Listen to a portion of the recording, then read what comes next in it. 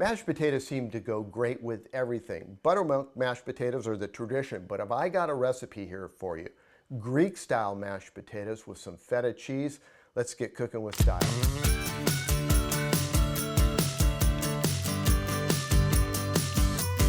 So boiling the potatoes to make mashed potatoes may seem totally simple, but this is how I was taught to do it. You start with a cold pot of water. You put your potatoes in. Now we haven't turned the heat on, and I'm going to put at least 1 to 2 tablespoons of salt. If you have a salt dietary issue, go less. If you can deal with a little bit more, it'll definitely make the potatoes better. And then from here, we just turn it on high, and we're going to bring this to a boil and then lower the heat to simmer. I almost forgot to put these in, the garlic. You can't have Greek mashed potatoes without cloves of garlic. And what we're going to do is we're going to put in about 5 or 6 or 7, and we'll boil those with the potatoes, and then we'll mash them into the potatoes. Be sure to check your potatoes, make sure they're nice and tender, which these are. Now we're going to strain them off. Total cooking time, about 20 minutes or so. Strain these off to get as much water off of them as possible. We'll get these back in the pot, head over to the countertop, and get them ready to start being mashed up. Now there's a couple ways to mash potatoes. And for me, I like my mashed potatoes a little bit more lumpy. But some people like them really fluffy and light. Don't use the whipper. If you have a potato ricer, I'm just going to show you one, because I'm not going to do all my potatoes this way, but let me show you what happens. When you put them out here like this, you push them through, and that makes your potatoes super light and fluffy if you want to go to the effort. It's also great for making gnocchi, but for me, I like mashing. And I've already seasoned this with salt when we boiled them. We've got our garlic in there as well, and we're going to give this a couple passes, not making it overly mashed, because I like that little bit of lump in there. And so once I get it to the texture that I like, which is right about there, tap that off. So now we're going to take our feta cheese and we're going to put in about 2/3 of the rest, what the recipe calls for. I'm going to hold back some for the topping. To this, I'm going to add my parsley, and quite a bit of it.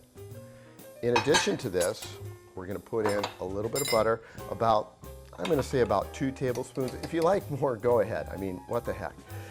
Get that in there, and now be careful not to add too much milk. I'm working with about a cup here. I'm going to start off with a 1/2 cup, and we're going to mix this in. I don't want it to get all creamy and kind of runny. I want it to stay kind of firm, because the cheese is going to melt, and when that cheese melts, it'll make this a little bit more runny. All right, that's a pretty good texture, but I'm going to put just a splash in more. You know what I say, you can always add more, but you can't take it out.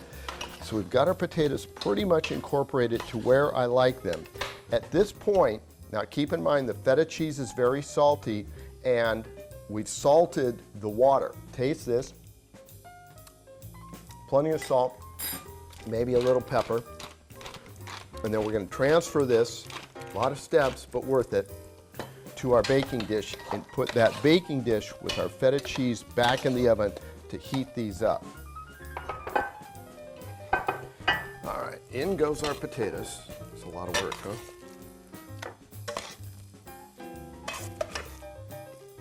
And we like the texture and the lumpiness on the top like that, because when we go ahead and broil this up, it'll be nice and crispy on top.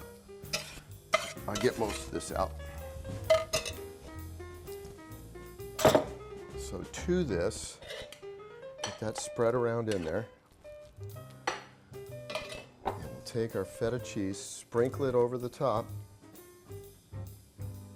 And we're going to go pop this back in our 300-degree oven for about 20 minutes.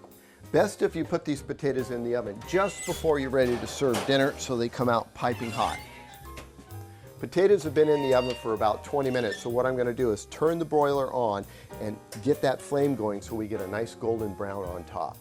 The trick to using this broiler is making sure you keep an eye on things. You don't want to take your eye off of that, because you can burn your beautiful potatoes that you've already done a lot of work with. Nice little crust on top. We'll finish it with a little bit more of that Italian parsley over that. See what I mean? You want to make sure you get this right out of the oven so it's out on the table nice and hot. Some Greek-style mashed potatoes for any special occasion, the holiday season.